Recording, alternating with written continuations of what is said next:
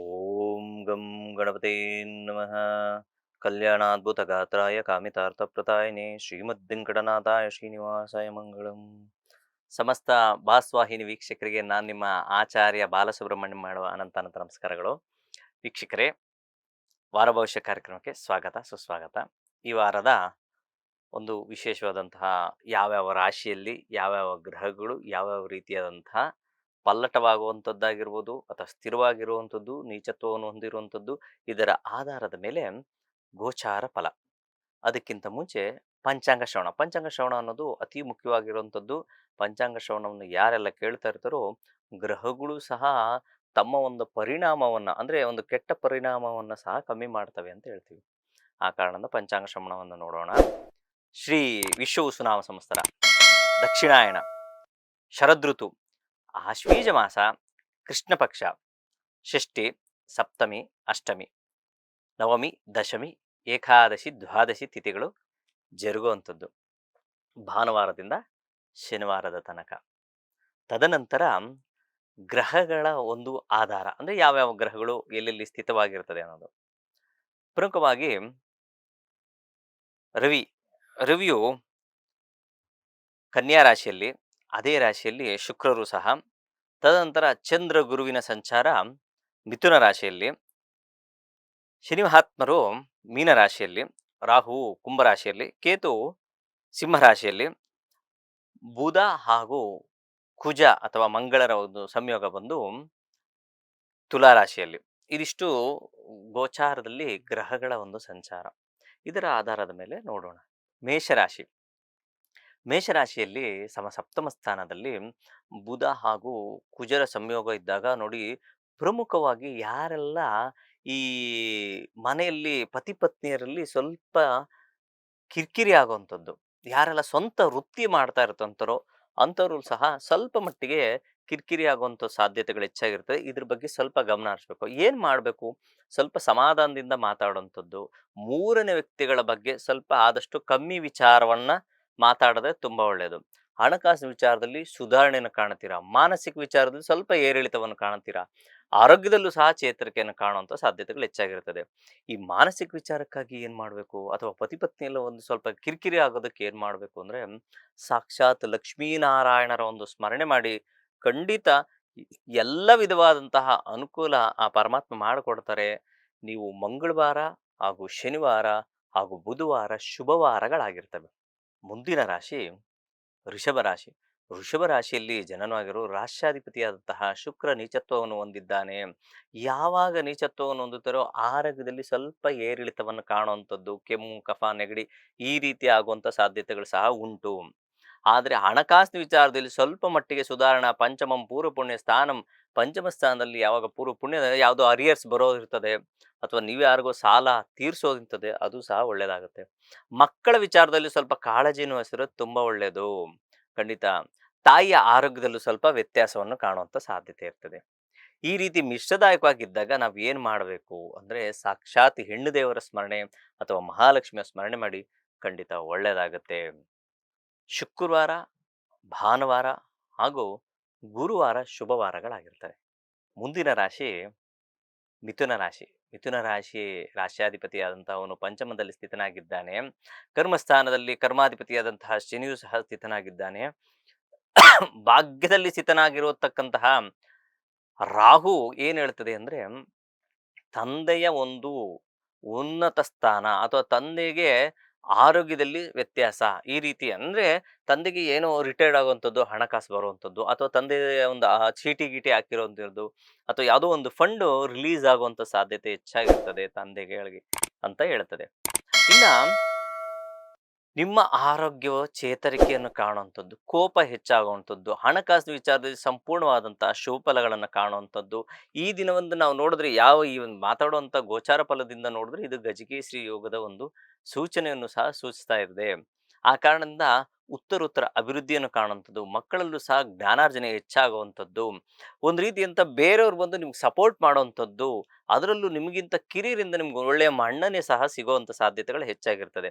ಇನ್ನು ಸಣ್ಣ ಪುಟ್ಟ ಸಮಸ್ಯೆಗಳಿಗೆ ನೀವೇನು ಮಾಡಿದ್ರೆ ಒಳ್ಳೆಯದು ಅಂದರೆ, ಸಾಕ್ಷಾತ್ ಗುರುಗಳ ಒಂದು ಸ್ಮರಣೆ ಮಾಡಿ ತುಂಬ ಒಳ್ಳೆಯದಾಗುತ್ತೆ.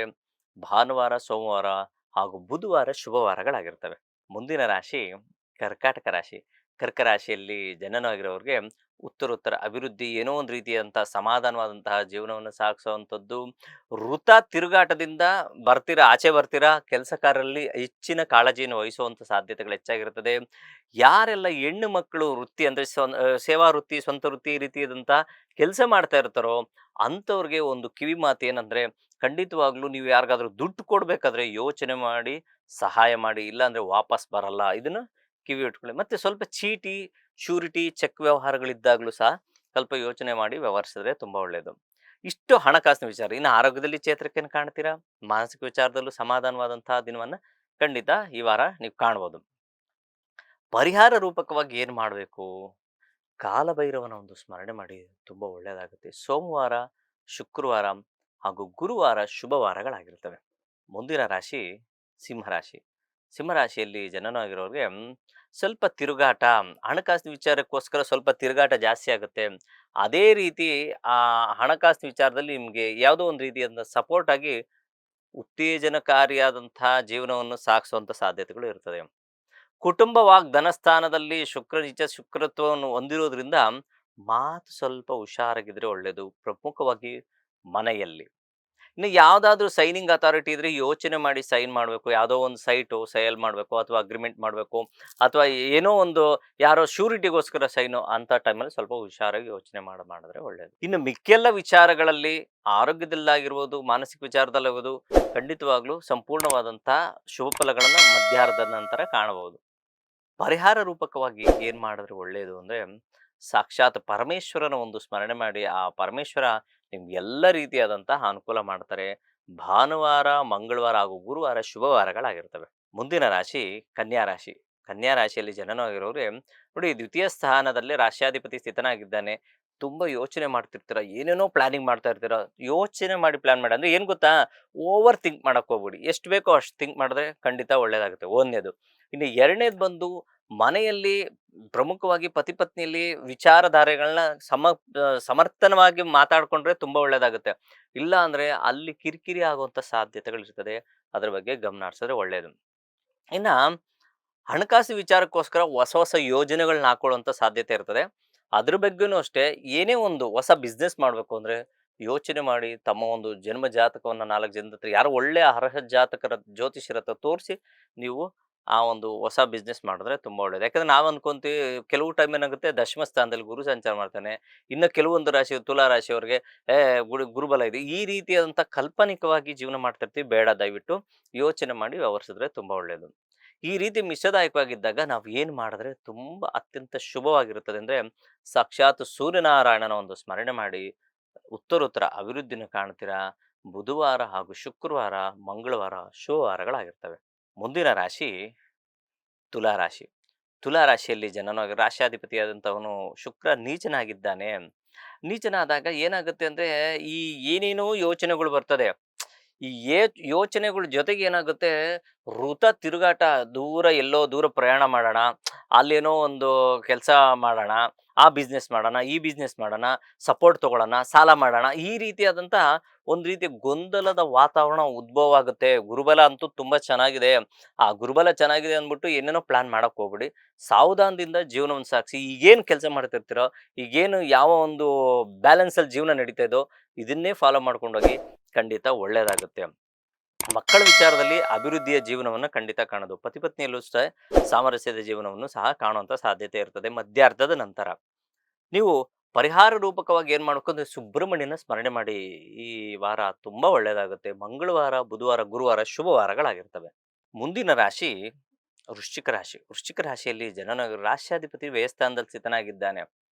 ಜೊತೆಗೆ ಸ್ವಲ್ಪ ಮಟ್ಟಿಗೆ ಏನೋ ಆರೋಗ್ಯದಲ್ಲೂ ಸಹ ಹೊಟ್ಟೆಗೆ ಸಂಬಂಧಪಟ್ಟಿರುವಂಥ ಬಾಧೆಗಳನ್ನು ಅನುಭವಿಸುವಂಥದ್ದು, ಗ್ಯಾಸ್ಟ್ರೈಟಿಸ್ ಆಗುವಂಥದ್ದು, ಅಲ್ಸರ್ ಆಗುವಂಥದ್ದು, ಏನೋ ಒಂದು ರೀತಿಯಂಥ ಇನ್ಫೆಕ್ಷನ್ ಆಗುವಂಥ ಸಾಧ್ಯತೆ ಇರ್ತದೆ. ನೀರಿನ ವಿಚಾರದಲ್ಲಿ ಗಮನ ಹರಿಸಿ, ನೀರಿನ ಸೇವನೆ, ದ್ರವ ರೂಪವಾದದ್ದು ಏನಾದರೂ ಸೇವನೆ ಮಾಡಬೇಕು ಅಂದರೆ ಲಿಕ್ವಿಡ್ ಸ್ವಲ್ಪ ಯೋಚನೆ ಮಾಡಿ ಸೇವನೆ ಮಾಡಿದ್ರೆ ಒಳ್ಳೆಯದು. ಇನ್ನು ಹಣಕಾಸಿನ ವಿಚಾರದಲ್ಲಿ ಸ್ವಲ್ಪ ಮಟ್ಟಿಗೆ ಚೇಂಜಸ್ ಆಗುವಂಥದ್ದು ಅಂದರೆ ವೃದ್ಧಿಯ ಹಾದಿಯನ್ನು ಕಾಣುವಂಥದ್ದು. ಅದೇ ರೀತಿ ನಿಮ್ಮ ಮನೆಯ ಪರಿಸ್ಥಿತಿಯು ಸಹ ತುಂಬಾ ಅದ್ಭುತವಾಗಿ ಆಗುತ್ತೆ. ಅದೇ ಒಂದು ಮಧ್ಯಾರ್ಧ ಅಂದ್ರೆ ಸರಿಸುಮಾರು ಮಂಗಳವಾರ, ಬುಧವಾರದ ನಂತರ ತುಂಬಾ ಒಳ್ಳೆಯ ಜೀವನವನ್ನ ನೀವು ಈ ವಾರ ಕಳಿಬೋದು. ಲಘು ದೂರ ಪ್ರಯಾಣದಿಂದ ಸಮಾಧಾನವಾದಂತಹ ಜೀವನನ ಯಾವುದೋ ಒಂದು ದೇವಸ್ಥಾನಕ್ಕೆ ಹೋಗ್ತೀರಾ, ಫ್ರೆಂಡ್ ಮನೆಗೆ ಹೋಗ್ತೀರಾ, ಅದರಿಂದ ನಿಮ್ಗೆ ಒಳ್ಳೆಯ ಒಂದು ಐಡಿಯಾ ಸಿಗುತ್ತೆ. ಒಳ್ಳೆಯ ಜೀವನವನ್ನು ಸಹ ಸಾಗಿಸೋದು. ಪರಿಹಾರ ರೂಪಕವಾಗಿ ನೀವು ಹನುಮಂತನ ಸ್ಮರಣೆ ಮಾಡಿ, ನಾರಾಯಣನ ಸ್ಮರಣೆ ಮಾಡಿ. ತುಂಬಾ ಒಳ್ಳೆಯದಾಗುತ್ತೆ. ಬುಧವಾರ, ಮಂಗಳವಾರ, ಗುರುವಾರ ಶುಭವಾರಗಳಾಗಿರ್ತವೆ.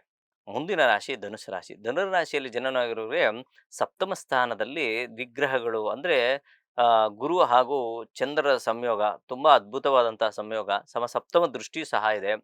ಅದರೊಟ್ಟಿಗೆ ನೋಡಿ, ಒಂದು ಒಳ್ಳೆ ವಿಶೇಷ ಅಂದ್ರೆ ಕರ್ಮಸ್ಥಾನದಲ್ಲಿ ಶುಕ್ರರು ಸ್ಥಿತರಾಗಿದ್ದಾರೆ.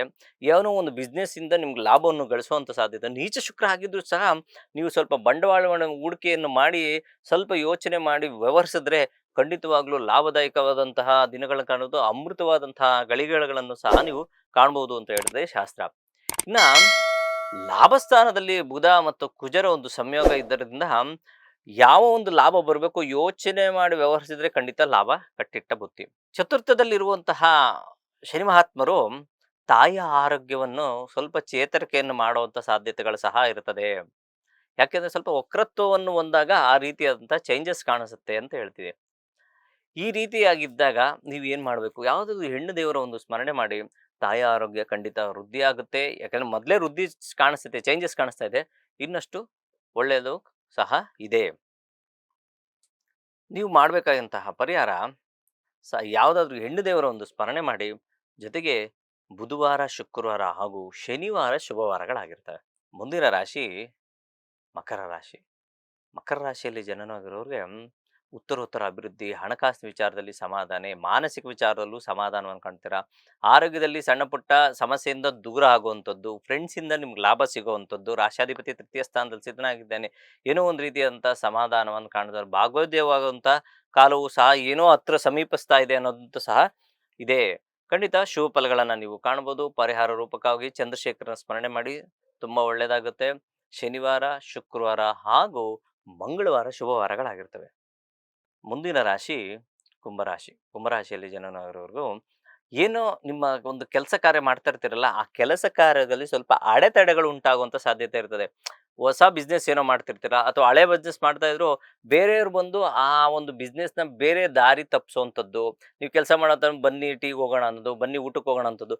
ಅವಾಗ ನಿಮ್ಮ ಡೈವರ್ಷನ್ ಆಗೋಂಥದ್ದು, ನಿಮ್ಮ ಕೆಲಸ ಡೈವರ್ಟ್ ಆಗುವಂಥದ್ದು, ಅಲ್ಲಿ ಖಂಡಿತ ಸಮಸ್ಯೆ ಕಟ್ಟಿಟ್ಟ ಬುತ್ತಿ ಆಗುತ್ತೆ. ಅದ್ರ ಬಗ್ಗೆ ಸ್ವಲ್ಪ ಯೋಚನೆ ಮಾಡಿ. ಪತಿ ಪತ್ನಿಯಲ್ಲಿ ಸಹ ಸಾಮರಸ್ಯದ ಜೀವನವನ್ನು ಖಂಡಿತ ನೀವು ಕಾಣ್ಬೋದು. ಹಣಕಾಸಿನ ವಿಚಾರದಲ್ಲಿ ಸ್ವಲ್ಪ ಮಟ್ಟಿಗೆ ಸುಧಾರಣೆಯನ್ನು ಕಾಣ್ತೀರಾ. ಆರೋಗ್ಯದಲ್ಲೂ ಚೇತರಿಕೆಯನ್ನು ಕಾಣ್ತೀರಾ.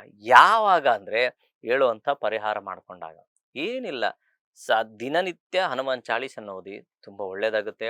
ಜೊತೆಗೆ ನಾರಸಿಂಹನ ಸ್ಮರಣೆ ಮಾಡದೆ ಅದ್ಭುತವಾದಂತಹ ಪರಿಹಾರವನ್ನು ನೀವು ಕಾಣ್ಕೋಬಹುದು. ವಾರಗಳಲ್ಲಿ ಸೋಮವಾರ, ಬುಧವಾರ ಹಾಗೂ ಶನಿವಾರ ಶುಭವಾರಗಳಾಗಿರ್ತವೆ. ಮುಂದಿನ ರಾಶಿ ಹಾಗೂ ಕೊನೆಯ ರಾಶಿ ಮೀನರಾಶಿ. ಮೀನರಾಶಿಯಲ್ಲಿ ಜನನಾಗಿರೋರಿಗೆ ಹೊಸ ವಿಚಾರದ ಬಗ್ಗೆ ಚಿಂತನೆ ಮಾಡ್ತಿದ್ರಲ್ಲ, ಅದು ಸಂಪೂರ್ಣವಾಗುವಂತಹ ವಾರವಾಗುತ್ತೆ. ಏನೇ ಒಂದು ಕೆಲಸ ಮಾಡಬೇಕು ಅಂದ್ರೆ ಈ ವಾರದಲ್ಲಿ ಖಂಡಿತ ಅದು ಸಕ್ಸಸ್ ಆಗುವಂಥ ಸಾಧ್ಯತೆಗಳು ಹೆಚ್ಚಾಗಿರ್ತದೆ. ದೂರ ಪ್ರಯಾಣ, ದೈವ ದರ್ಶನದಿಂದ ಲಾಭವನ್ನು ಗಳಿಸುವಂಥದ್ದು. ಯಾವುದೋ ಒಂದು ದೇವಸ್ಥಾನಕ್ಕೆ ಹೋಗಿ ಬರ್ತೀರಾ, ಅಲ್ಲಿ ನಿಮ್ಗೆ ಚೇಂಜಸ್ ಆಗುವಂಥದ್ದು. ಖಂಡಿತ ಆ ದೇವರ ದರ್ಶನದಿಂದ ನಿಮ್ಮ ಮನಸ್ಸು ಸಹ ಆಹ್ಲಾದವಾಗುವಂಥ ಸಾಧ್ಯತೆ ಇರುತ್ತೆ. ಹಿರಿಯರ ಆಶೀರ್ವಾದದಿಂದ ಅಂದುಕೊಂಡಂತಹ ಕೆಲಸ ಕಾರ್ಯಗಳು ಸಹ ಸಕ್ಸಸ್ ಆಗುವಂಥ ಸಾಧ್ಯತೆ.